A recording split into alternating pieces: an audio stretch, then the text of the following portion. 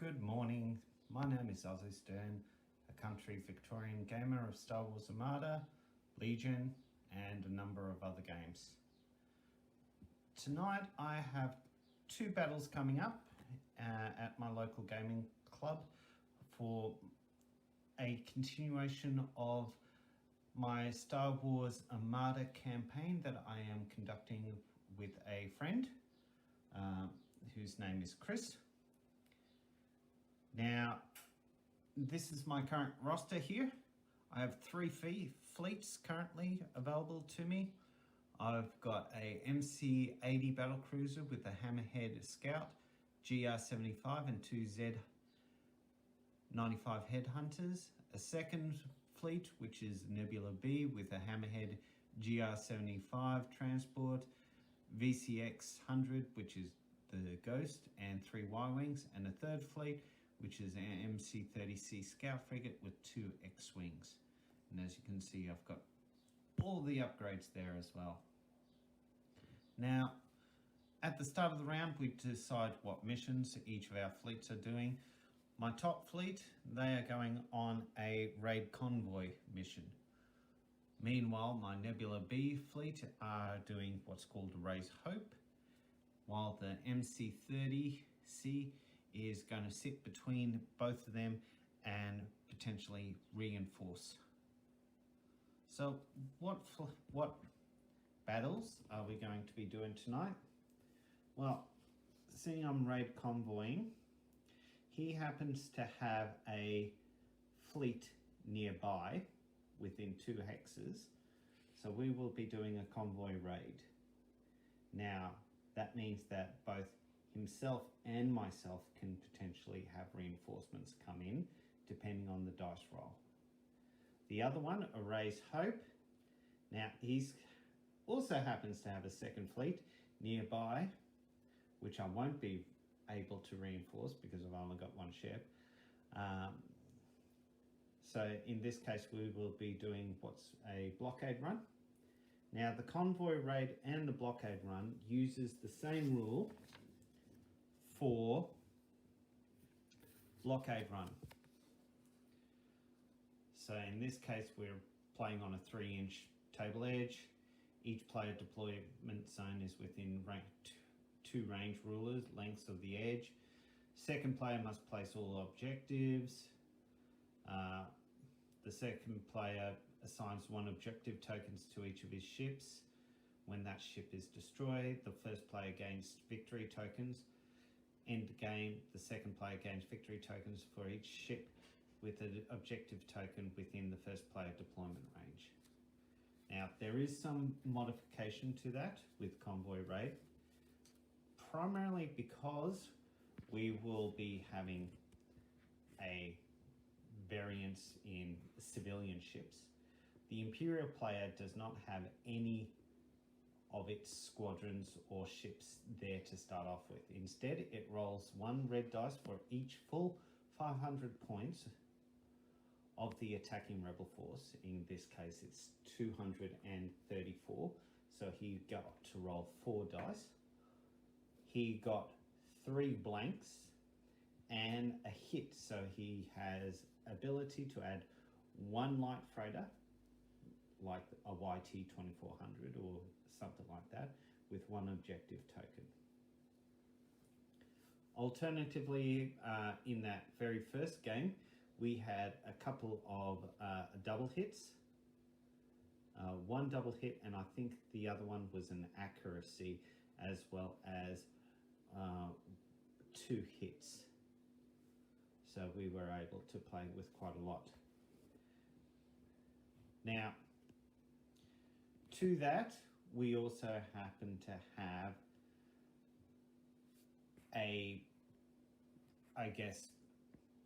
ability to call in reinforcements. So my plan for the convoy raid at this point in time is I'm going to use the Hammerhead Corvette and the Z-95s to go straight after that stock freighter. Try and get rid of it as quickly as possible, then get out of the way. The Raise Hope there's going to be some alternative rules being used for the Blockade Run. What I need to do is get my ships across to that end of the line and then get out. If all of his reinforcements come for either side, then I'm just going to call it, get out as soon as possible, because I can't afford to lose too much in the way of my ships. Seeing I've only got the ability to do light craft created, there's no way that I'll be able to reinforce it. G'day, I'm Aussie Stern. This is part 2 of my video that I am doing at the moment. In my previous video, I discussed my plans and strategies that I was going to employ in my Star Wars Armada campaign. Yeah, it was interesting. So just to give you a bit of context, this is the day after.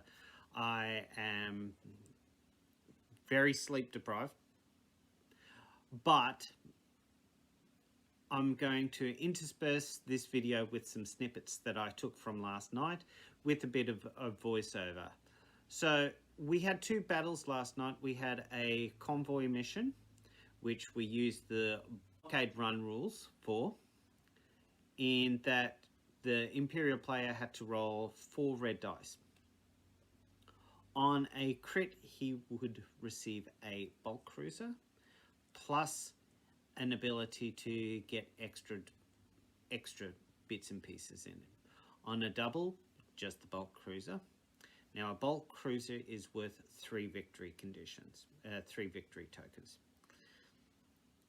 We also had 2 small, not so much flotilla, but small based medium freighters. So one was an Action 4 transport that I happen to have, and the other one is a Sea Rock cruiser. And then we also had one YT 2400. Now with the double that he rolled, he was able to roll a second dice, and he was able to get around about 10 points worth of defense fighters. Now he was only able to realistically spend enough points to get maybe a TIE fighter escort for that bulk cruiser. So let's go to round 1 and deployment. Here is the convoy that I'm after: a bulk, 2 medium freighters, and a YT 2400. This is my fleet with my MC-80 and the MC-30 on the side. I have deployed here. I've got 2 Z-95s, a GR-75 transport with CommsNet, a Hammerhead with spinals, a MC-80 battlecruiser with Mon Kraken, gunnery team Sato, and linked turbo laser. On my opponent's side, I have currently got a Sea Rock cruiser, YT 2400, a bulk cruiser, and also a Action 4 transport. On reserve, he has a Gladiator, a Imperial class Star Destroyer with fighters. Here we are at the end of turn 1. I've moved up. He's moved his ships forward, and as you can see, my MC-30 out the back and the Imperial Star Destroyer has also arrived.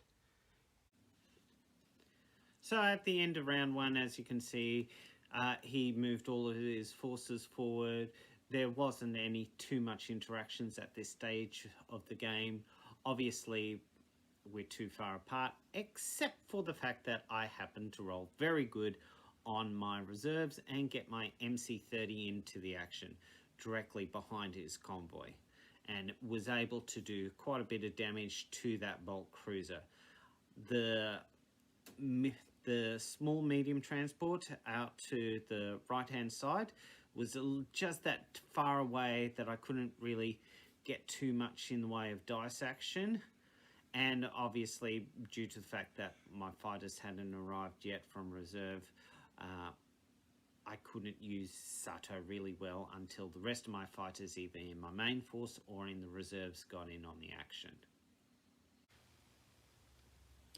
Also in round one, we saw Chris roll for reserves, and he was unsuccessful in getting most of his forces. However, he was able to deploy his Imperial Star Destroyer on the table. He rolled the blue dice to see whereabouts it would be located, and instead rolled a crit, which allowed me to deploy it where I wanted it to deploy. With the game format that we're playing, and on 3x3 there wasn't too many good choices. I knew that I didn't want it on the left hand side, where most of my big ships will be eventually swinging to, so I chose to put it on the top right hand side of the table. End of turn 2. No damage so far yet for any of my ships. On the deployment side, I have able to take off the bulk cruiser, and the action 4 is pretty close. It was also the case that I took a bit more damage on that bulk cruiser, and it's now getting into range of my other crafts, which is really good because my Mon Cal battle cruiser has gunnery team, which meant if I did it right, I'd have both his light cruiser on the left hand side in arc of my front, maybe not in blue, but certainly in long range for red dice, and also the bulk cruiser would be in range with the rest of my medium range dice as well as red. But also my Hammerhead Corvette, which has 2, Scout Corvette had 2 red dice, but with the spinal armament meant that I had 3 reds out the front. Then I may be able to do a bit more damage as well. Add in concentrate firepower dice if I did the dice right. End of turn 3. Again, no damage to most of my ships. On the board, his YT 2400 and the bulk cruiser, the medium cruiser, is quite close to the edge. I've been able to successfully clear that far side though. Round 4 arrived, and it saw me roll successfully for one of my reserves to come in, one of my X-Wing squadrons.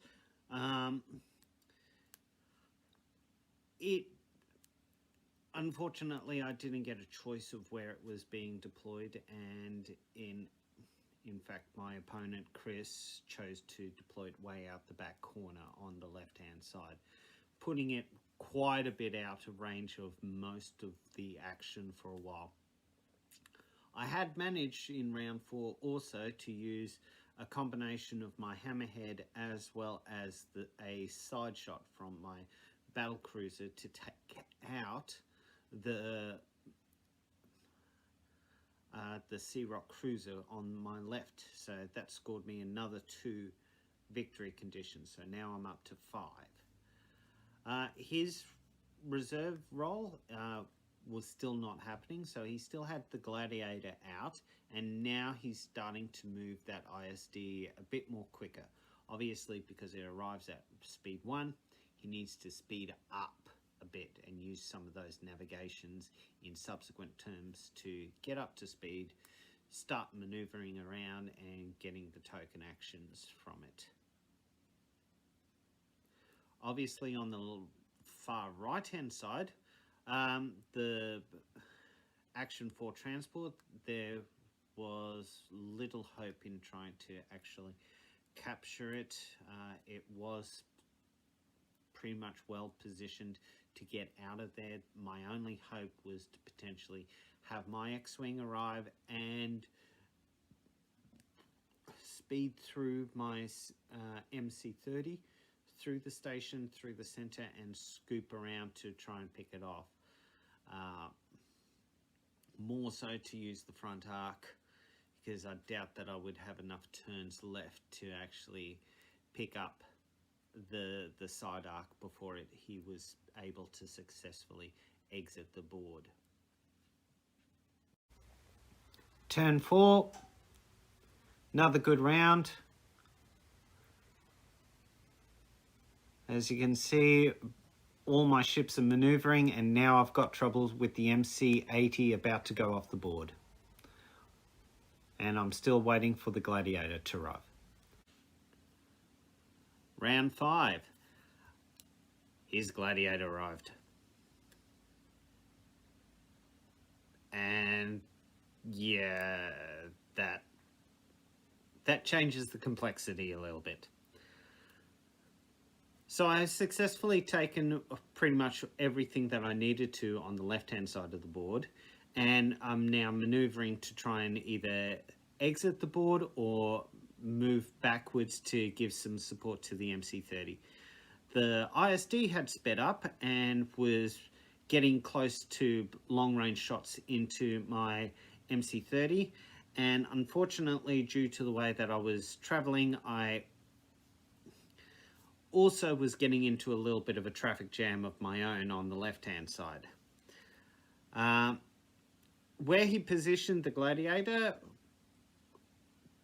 will cause me a bit of concern trying to hook around my MC-30. I may have to decide to either give up on it or try and speed past it if he does some navigate to speed up his own. So hoping to get past enough in a subsequent turn to exit the board out the edge that he's on.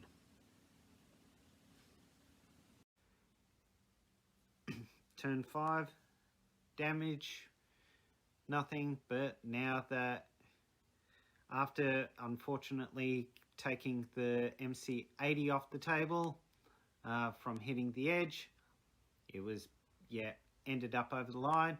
The MC-30 is in problem. I able to escape with both of those two. Round 6, my last reinforcements arrive, and I had to make a pretty hard choice. I could either deploy it down where his transport is about to leave the table, or I could just play it safe somewhere. I really needed the points, so I tried for it. Wasn't really successful, and in actual fact I started losing. He started deploying some interceptors and an advance from the ISD by this point. I believe he might have done it in a previous round, but it meant that seeing their speed 5s and speed 3s stuff, he was able to quickly speed up and lock down my fighters, ending up losing one of my Z95 Hunters and my other one Z95 Hunter, as well as the X-Wing was out of position pretty much to help. The one good thing is I did take out that YT-2400 by this stage, so I picked up another 1 victory condition, which means now I'm up to 6. He hasn't destroyed anything. Now I'm going to speed through the next couple of rounds because you'll see why. Round 7 arrived. My Nebula B, my Moncal battlecruiser,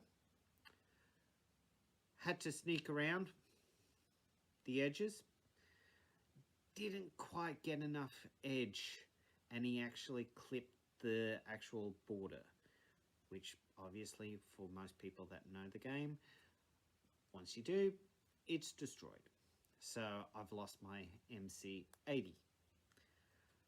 A lot of points.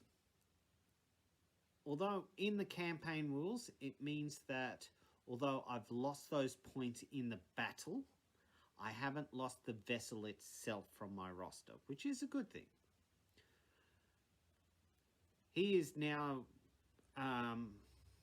speeding up and going towards with his Imperial Star Destroyer out the back end of my MC-30, which unfortunately, because I declared with everything else that I'm going to escape, I'm going to exit, put him into range, close range of my MC-30, seeing I can only move one, while he's still speed, I think it was speed 2 or 3. Yeah, I think it was 3.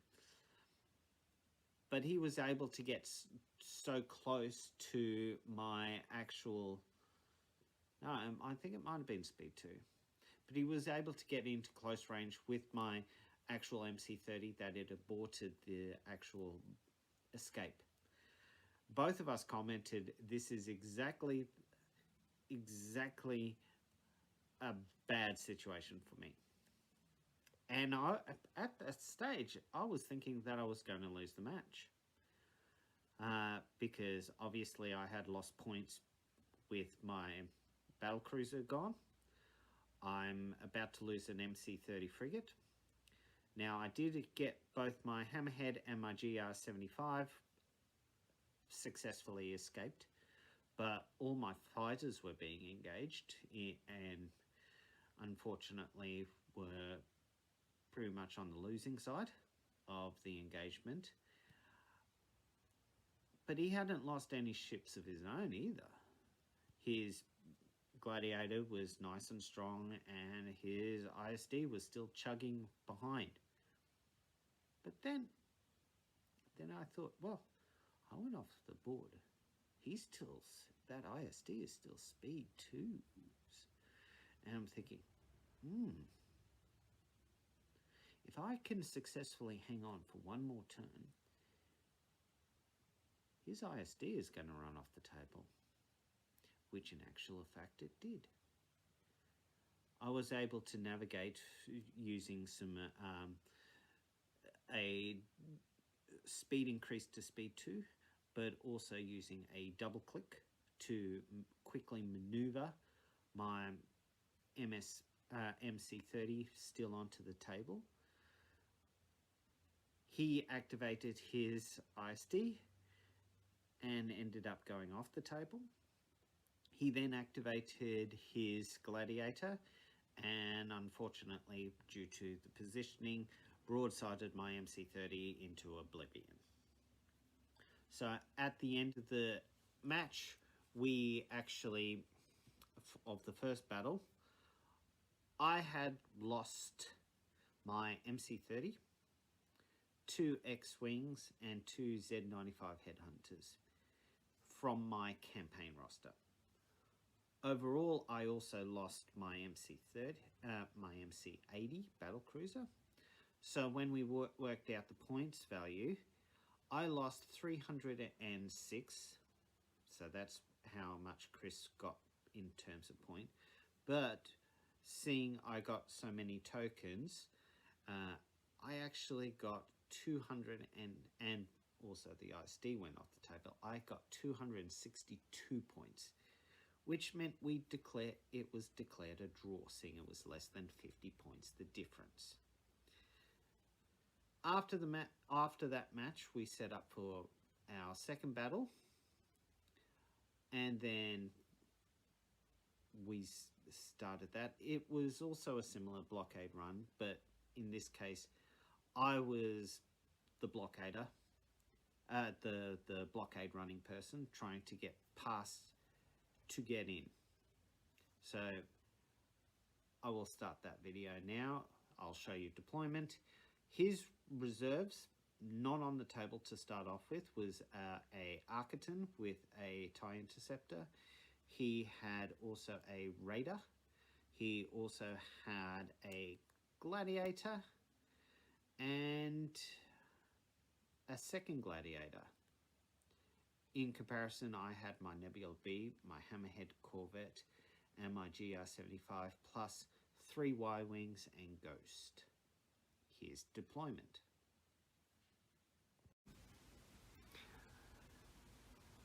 Here we are in deployment of Battle 2.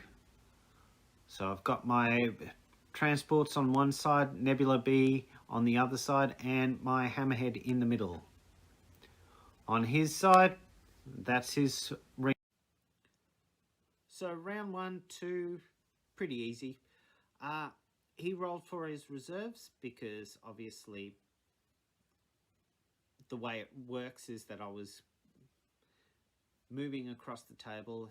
He had to roll for reserves because his forces were still out in hyperspace nearby and only just got the word that I'm doing this mission.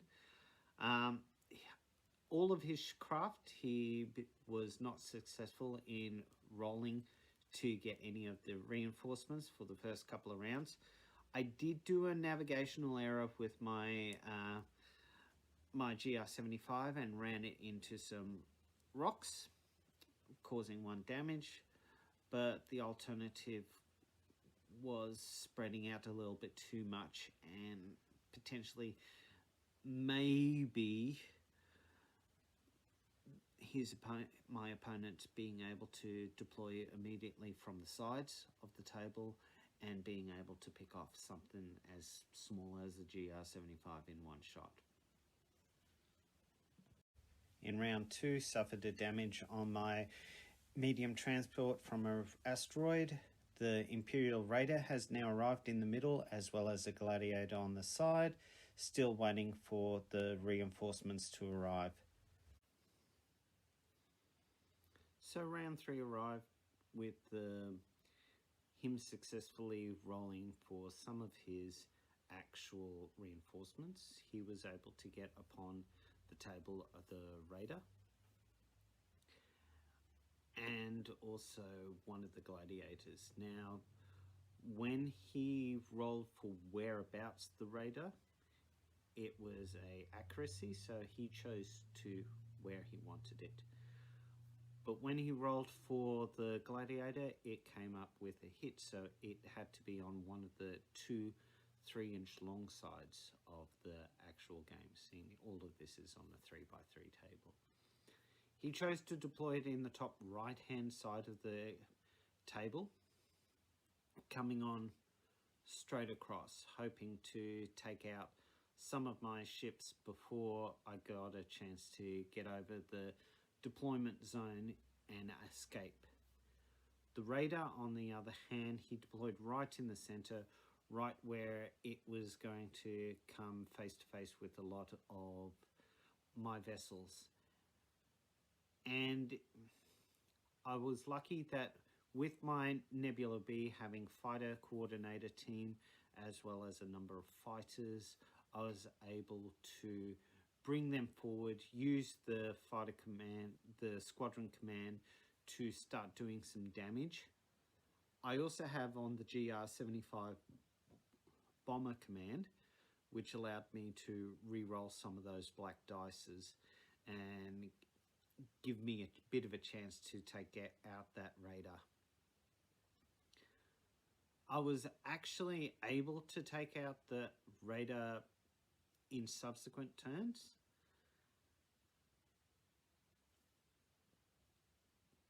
But take a look. Turn 4, some more damage with my crafts. 2 now damage on the Hammerhead. My Nebula B has gone. His other Gladiator arrived on the left-hand side, and also the Architon on the right. So, round 4 arrives. He rolls for both of his last 2 remaining reinforcements, the Architon and the Gladiator, and he managed to get both of them. Now, when he rolled to actually see whereabouts they were to arrive, he rolled both hit, which meant that he would have to deploy them both along the side.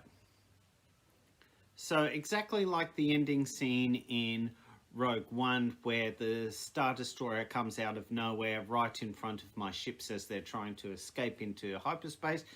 Both of his Gladiator ended up going on the right-hand side at the top hand corner, right in front of where my Nebula B and my Hammerheads are trying to escape from the already deployed Gladiator from previous turns. And the Architon arrived on the other far corner, right in front of my GR75. Now, I was able to get some shots in, but all in all, it ended up, he was able to take out my Nebula B. He was also able to use his Architon to take out the GR75 in the next 2 turns. The Hammerhead Scout Corvette was lucky enough that it had enough speed that it went off the table. So although it technically is counted as destroyed, just like the MC30, the MC80 in the previous game, it still exists on the actual fleet roster. Now, it was already had a few damage cards on it, 3 in total, which meant it put it over half damage, which means that it's now scarred for the next round. So either I play with it with some damage on it, or alternatively push it out into reserve and wait for some ships to be built and recovered, and then I can bring everything back on. That pretty much left only my fighters, the 3 Y-Wings and Ghost, and he only had one thing that could counter it, which was his Interceptor. He got his Interceptor in, but with Ghost being able to give Rogue to the fighters, I knew that I would be more likely able to get rid of that fighter out of the way, even if the counterattack from the Interceptor did whittle down my Y-Wings a bit. But in actual fact, it took me 2 Y-Wings and the Ghost to actually get rid of that Interceptor. None of his ships were in range, and I escaped. So all in all, in the second battle, I lost 136 points worth of ships. He lost 141. Still too close. Still classified as a draw. As a result of that, it means that when we go through to the income phase, neither one of my missions were successful. I didn't get enough to actually get any additional resources from the raid, nor did I get any additional hope tokens from the Raise Hope mission. So now the only thing that I'll have in terms of my income is from my ambassadors collecting donations, handing around the hat, getting some money there, as well as from my shipyard. It does leave me in a bit of a situation where next turn I'm going to have to hold on to everything and just basically slowly build up some costings to actually spend a little bit on. Maybe this turn I might have enough income to get a replacement GR75. Maybe in 2 more turns, if I save this one, I get enough money from this one, maybe a Nebula B, but certainly I may not be able to get everything. So my thoughts, both games were good. I made some tactical errors. I think if I kept that MC80 on the table or exited it via hyperspace rather than me accidentally falling off the table, it would have changed how much points, because it wouldn't have been technically classified as destroyed even.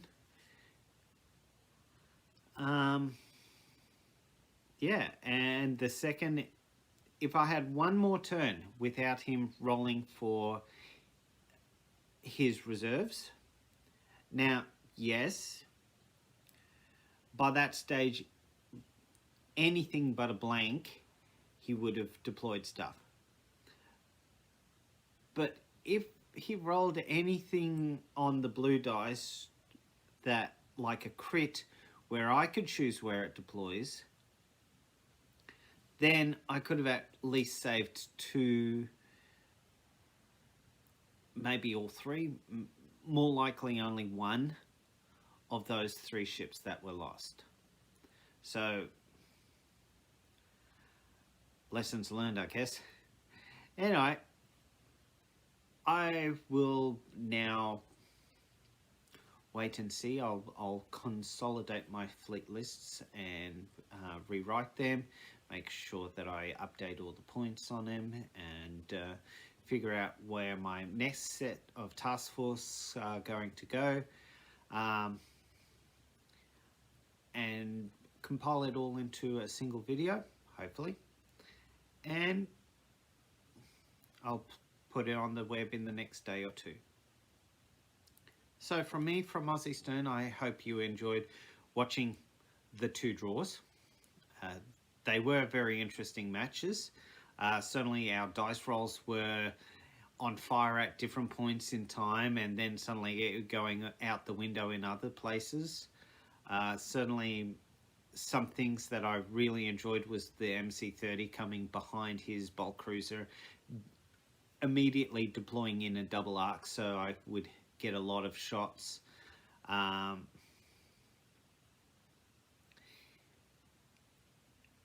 And yeah, I think it was an enjoyable event. I'm going to hopefully attach also into the description a link to my Dropbox where a updated copy of the sector command list can be found, or else I will link it to Chris's Dropbox list where you may also be able to download it. But in the meantime, from Aussie Stern, thank you for watching. Please like, please subscribe. It doesn't cost you any money. It really doesn't at the moment, because I'm not in this for the money. I'm interested in just basically doing these posts so that in 10 years time or 20 years time, when I'm old and grey, I can look back and actually say, oh, that was what I was like. Anyway, please leave a comment. If you've got suggestions, if you've got thoughts on any of the sector command rules that we are using, please reach out, talk to us. Both Chris and myself are on the Star Wars Reddit page, Armada Reddit page, under different names. I'm still under Aussie Stern under mine, so you can do a quick look and find me either there. I'm also on Facebook as Aussie Stern, so look there. I'm in most of the Star Wars Armada Facebook sites for the Australians, and I believe I'm also with a couple of other sites as well. If you're interested, I'm also with Badger on Facebook, which is Bendigo and District Gamers Association, which is our local gaming group, and that is where we're playing most of our games. So hope you enjoyed this, and I'll catch you next time. Bye.